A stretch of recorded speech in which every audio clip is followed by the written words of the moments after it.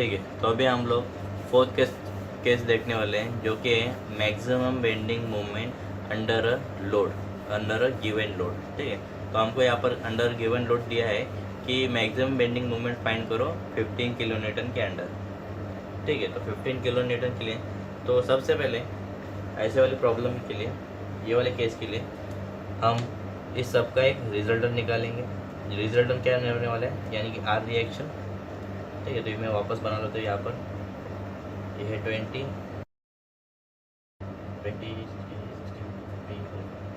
Okay. ये distance है 1.5, 1.5, 2 और ये 1। ठीक है, तो मैं मान लेता हूँ कि यहाँ पर एक रिएक्शन लगने वाली है जिसका इंटेंसिटी है आर। ठीक है, तो summation of F of Y करेंगे, upward is equal to downward forces, तो फिर मेरे को आर की वैल्यू मिलेगी, अपवर्ड आर और डाउनवर्ड फोर्स में 20 + 60 + 60 + 50 + 40 विल बी इक्वल टू 230।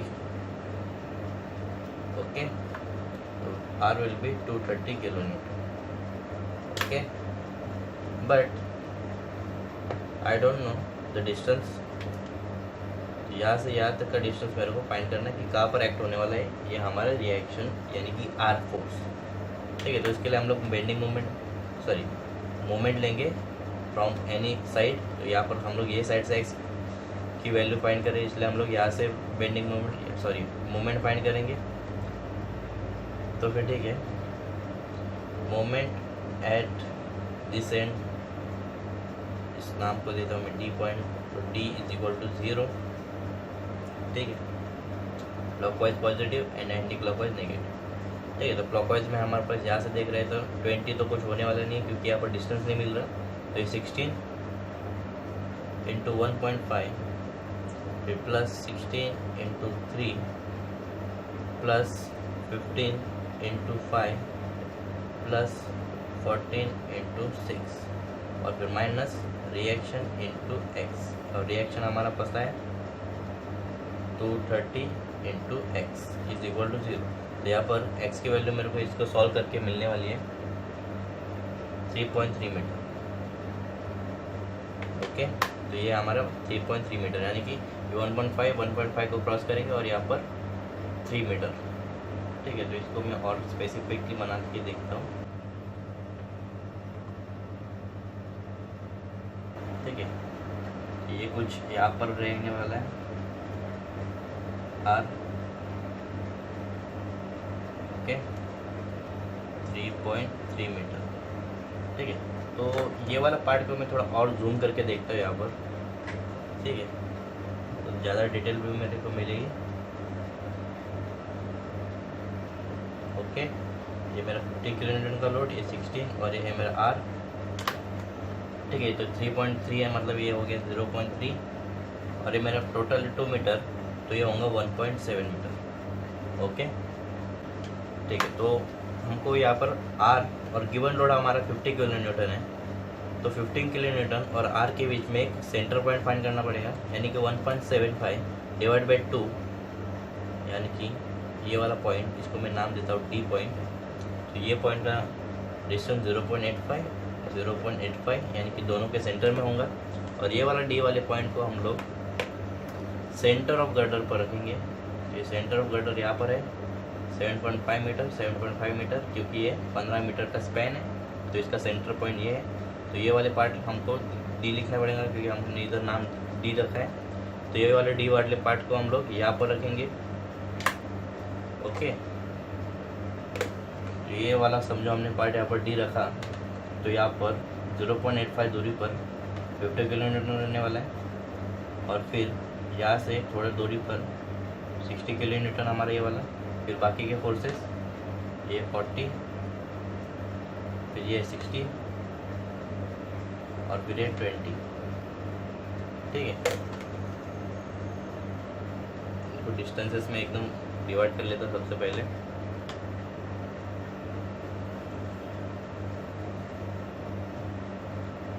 ये तो ये सेंटर पॉइंट है, डी पॉइंट हमारा, और ये वाला डिस्टेंस है 0.85। तो यहाँ पर लिखने का थोड़ा जमेगा नहीं, तो सबसे पहले हम लोग बेंडिंग मोमेंट निकाल लेते हैं। सबसे पहले ILD फॉर बेंडिंग मोमेंट।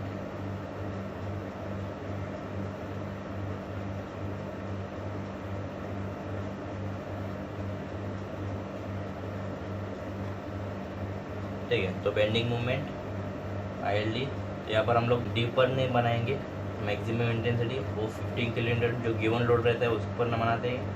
समझो मैं यहाँ पर बना देता हूँ। ओके, तो यहाँ पर ए वैल्यू हमारी बन जाती है ये वाली वैल्यू। तो ये वाली वैल्यू हमारी क्या बनने वाली है, इधर से इधर तक का वैल्यू हमको पता है जो कि 7.5, और प्लस ये वाला डिस्टेंस कितना है, ये वाला डिस्टेंस है, सॉरी ये वाला डिस्टेंस है 0.85। तो फिर 7.5 plus 0.85 will be equal to 8.35। ठीक है, तो यहाँ पर हमको ए की वैल्यू मिलती है 8.35, तो बी की वैल्यू भी हमको मिलेंगी 15 minus 8.35 will be equal to 6.65। तो दोनों को ऐड करेंगे तो हमको एल मिलेगा 15 मीटर, जो कि सही है। ओके, तो उसको मैं रब कर दूँ। सबसे पहले यहाँ पर डिस्टेंस भी लिख लेता हूँ मैं अभी, कुछ ज़्यादा लिखना पड़ेगा। 0.85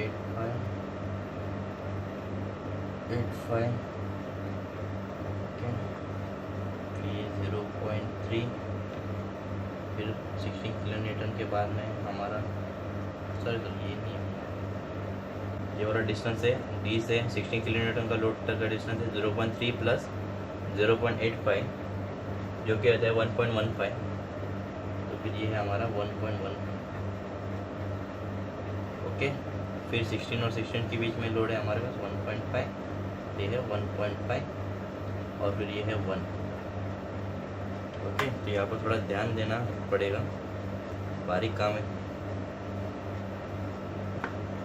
ठीक है, तो इनको ऑर्डिनेट को भी नाम दे देते हैं अभी, y1, y2, y3, y4, y5 and y6। Okay, तो यहाँ पर y5 की वैल्यू हमको डायरेक्टली पता है, AB/L हाईएस्ट वैल्यू रहती है हमारी, ये है हमारा 8.35, B है हमारा 6.65 अपॉन L है हमारा 50 is equal to 3.7। Okay, by similarity of triangle rule use करेंगे। तो सबसे पहले ये ट्रायंगल देखते हैं, तो y5 अपॉन ये वाला डिस्टेंस जो कि a यानी कि 8.35 और y5 की वैल्यू हमारे पास 3.7 upon 8.35 will be equal to y1 upon ये वाला डिस्टेंस हम फाइंड करेंगे तो हमको मिलने वाला है 3.35।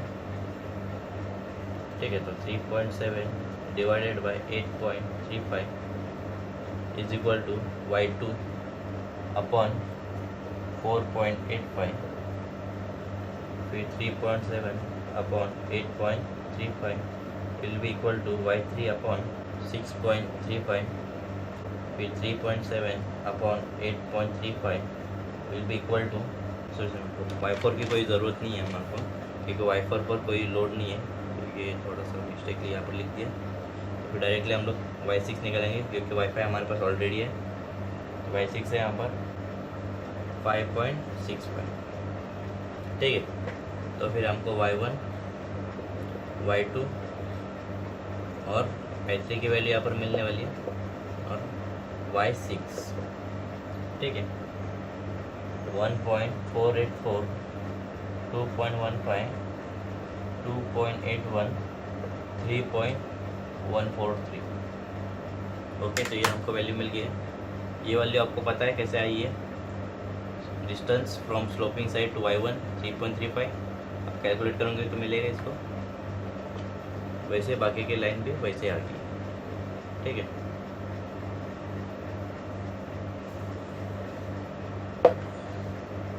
अब बस उसका मैक्सिमम बेंडिंग मोमेंट फाइंड करेंगे under the load 50 kN, max PM under 50 kN। Okay, will be 20 into y1 14, okay, plus 16 into 2.15 plus 16 into 2.81 plus 50 into 3.7 plus and finally 40 into 3.143 will be equal to 638 kilonewton meter. Okay, so this will be the maximum bending moment under the given load, that is 50 kilonewton meter. Okay.